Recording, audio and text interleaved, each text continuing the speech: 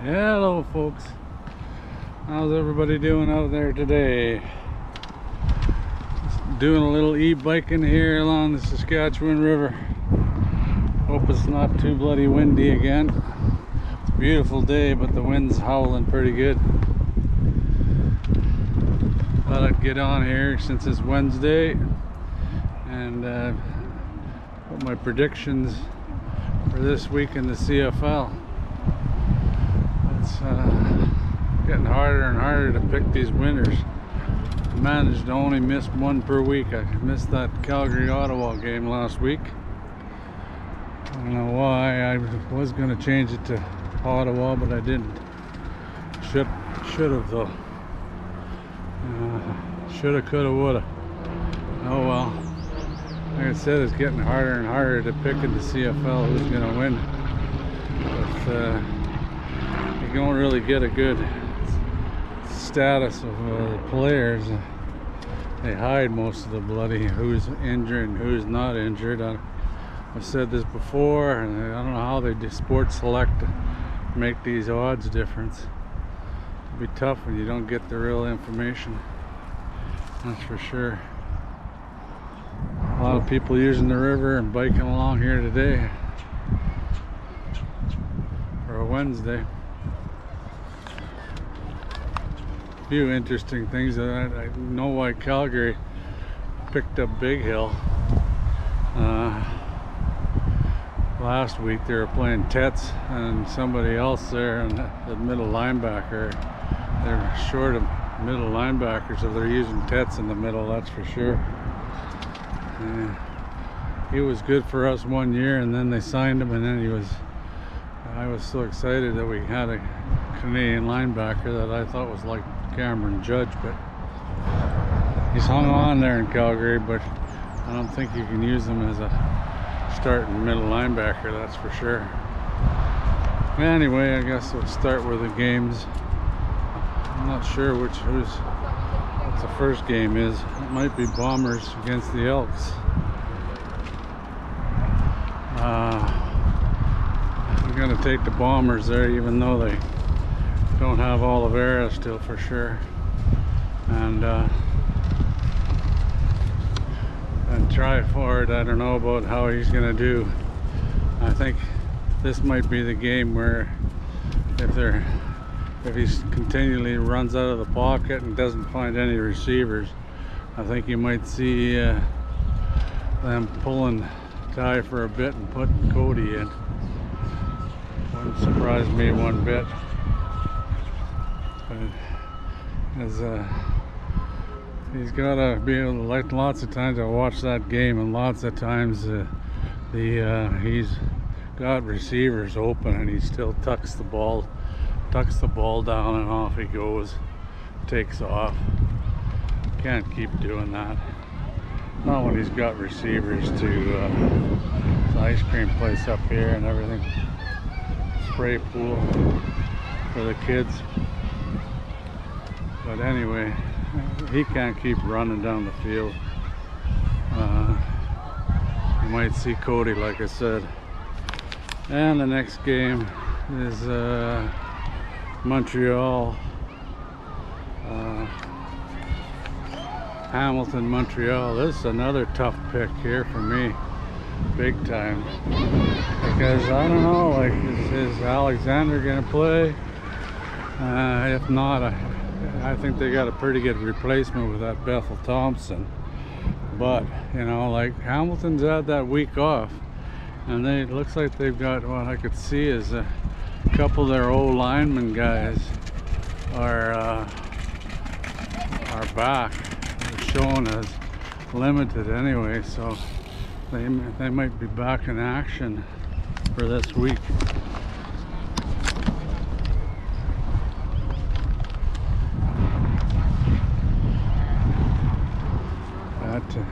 So it's a close call, but I'm still thinking that Montreal will win this one, even if they don't have Alexander in there. I just believe that Edmonton will have a hard time getting going with Montreal's defense. I think they've got one of the premier defenses in the league so far. So that's why I'm picking Montreal there. But that being said, if Bo comes through with a spectacular game, I could see them winning that one pretty easily. I might change my picks once I see closer to what rosters they've got going. And the other game, which isn't an easy game to pick either, is Toronto against Ottawa. Like Ottawa, I think it'll all depend if Drew Brown can actually play this week. I'm not that stuck on that Crumb. He managed to play not too bad last week, but I don't know. I think it's going to be a close game, that one. Toronto, I haven't heard, like Dinwiddie there, he said he was going to heads were going to roll, but I never saw any read about any heads being rolled there yet. So they might still be in a bit of turmoil that way. But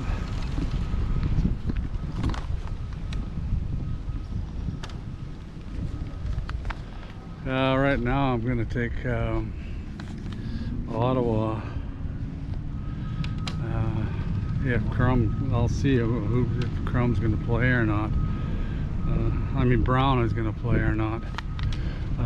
He's iffy, and if he's playing, I might keep with Ottawa. But if I was Toronto, I like that guy they had on the guy they had in preseason, Jarrett Deutsch, I think his name is. Jarrett Deutsch. I'll tell you, I didn't mind that guy at all. He looks like he's got a lot of potential, that's for sure. And I don't know, I think if I was them, I'd be tempted to start them. And then of course we got the Riders against BC and Mosaic. I think we should be alright beating them this week, even if Rorik does play. I don't know if he's gonna play or not. If he doesn't play, I think they're sunk for sure.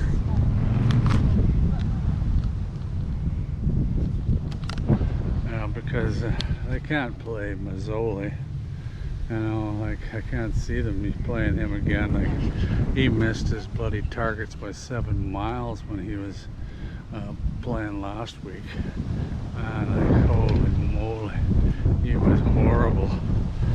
I don't know why they didn't put that Chase Price in. Because to me, he is a better option than what Mazzoli was doing. Mazzoli, my God, what a terrible game he had.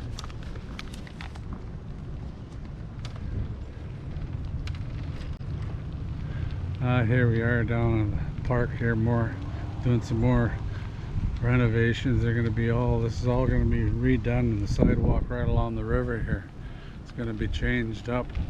It's going to look really nice. Really, it's already a really nice ride and walk along here. Haven't got this fountain going right now yet, but I'm sure they will pretty soon. Not a bad day except for the wind out here today. But the Riders, they're struggling here with Harris. He hasn't actually practiced. I think I heard today he wasn't out in the practice field today also. Talking about some sort of infection. I don't think it's his hit that he took that they didn't call. I tried to make that video. I'm still working on it. It'll be too late by the time for some reason YouTube wasn't going to load it or something. So it was mainly about all the stupid calls the CFL made in our game and other games. Like they're still screwing up the pass interference. Like we finally won a challenge with pass interference, and on the play, I don't even know if I would have called it. And then on that stupid play where we had where they had to decide what they were doing. It took them forever to decide what they were doing.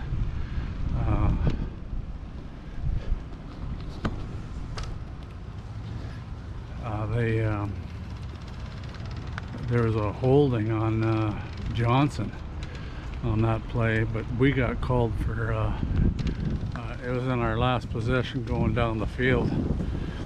There's about 3 minutes left to play, and you know, I might put that up yet. I don't think they'll allow me to put that up, but it's ridiculous, you know. Like on that one, coach decides to challenge it again on Keyshawn Johnson, the hold on him.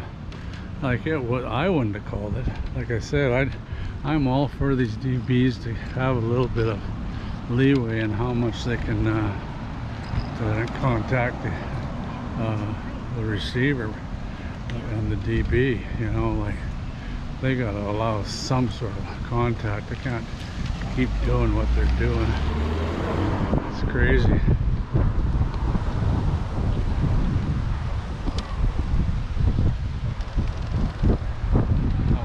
Here now on the bike path. This is the Besborough Hotel. I think I've seen this before in my videos, but I'm all for a bit of hand play. You know, like we won that challenge, but we didn't win the one challenge with on Johnson, and to me it was just as much contact as the other one was. No call, of course, you know. And then we go down the field, and we're right. It didn't really matter all that in the end. We made a nice pass to Johnson, got a first down, and then I hope the wind is really pounding hard here now. Go try to get in these trees here again. But anyway, we got down to about the 20, and they handed it off to Houghton, the train. And what do?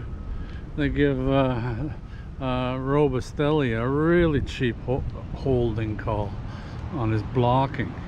Like, oh my God, I couldn't believe it. Even Suter says, man, I guess they're flag happy. You know, that's basically what he said. You know, calls it for absolutely nothing. Absolutely nothing. Well, he did get in his way. I don't think he even closed his hand on him at all. Call him for holding. You know, that would have put us right there. Right in the mix. And because we'd have been a touchdown ahead, 2 touchdowns ahead, when Lothar goes and misses the field goal. And then they get the ball back, and of course what happens, we get a roughing the passer, like with Rose and Johnson. Like, Jesus Murphy, that was the cheapest call ever. Like, sure, he hit him, but yeah, like no different than what Harris got hit just a couple minutes previous to that when we had the ball. They didn't call it there. And like I said, if I could get that video to go up, you can see his helmet going right back. He caught it underneath the chin, and no call, you know. But when it's against us and Arbuckle dumps his head down. Like, how are you not going to hit him in the head? You know, he ducked his head down. Like, come on, man. Like, that was going to be the name of my video. Come on, CFL. Like, they've got to get more consistent. You know, they're going to lose fans, especially in deciding how long it takes them to do it. You know, like these plays take forever to decide, and you know, the younger generation, I can just imagine sitting in the stands at that time when that was happening, and then no call happening. Like, holy God, you know, like, you'd be sitting there sucking on your beer going, what's happening? Like nothing, you know. Then they say holding, and then they get a challenge, and of course nobody in the stands has a bloody clue of what's going on. You know, they gotta improve on that. They can't have that big of delays. Like, get things going faster. They don't call it the command center anymore. I guess they're probably afraid of that's too powerful a name, the command center. But thank you. They call it, I don't know, replay officials or something. Just tit for tat. They're still the same guys making the calls. Like I said, coach should have probably, instead of challenging that the pass interference on Johnson on that play, he should have said, hey, have a better look at this roughing the passer, because it was definitely a hit just as much as the hit on they called on Mazzulli, I mean on Arbuckle. That's all passed. At least we made the big run back with Alford. On my video I was going to show also the run. Like I said, thank you refs, they didn't call it. They could have called a couple times. They could have there was a couple ones where Dimwitty complained about it, that he was blocking from illegal block from behind, and there was a couple suspect ones where I've seen it called many a time. That would be illegal block from behind, but they didn't call it. Thank God. The refs have thrown enough flags in that game. Like, that was just a flag fest, and it just ruins the game. Like, that was Luke Wilson's big tweet or whatever he put up there, complaining about that game in particular. Like, he didn't, I don't think he liked the Rouge. Too bad, Luke. Luke Rouge will be here to stay. It's a Canadian rule. I think it's got to stay. It's kind of foolish when you do miss a field goal, though, and you do get a point, but and that point didn't matter anyway. They ended up getting a 2-point conversion. It's our rules, you know, you gotta stick with her. Anyway, I'll just continue on down here. I'm heading back. It's a nice little ride down here. I love it down here. Nice and cool always down by the river here. You know, and on weekdays like this, it's not too busy. It's pretty easy to ride along. A lot of times there's guys playing music down underneath here. It's got a nice soundboard.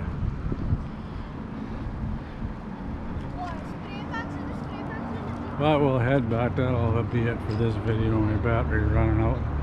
Didn't think to stay on this long. I might change a couple of my ones. If I do, I'll get on here and put the change on here. Like I said, until I know roughly who's going to be the starting quarterbacks, and if they're losing certain players, I might change my mind. Not that it matters. I think these are all going to be really close games this week, and it should be a fun week in CFL, and hopefully the Riders can go 4-0. Anyway, till next time, go Riders go, baby, go Riders go.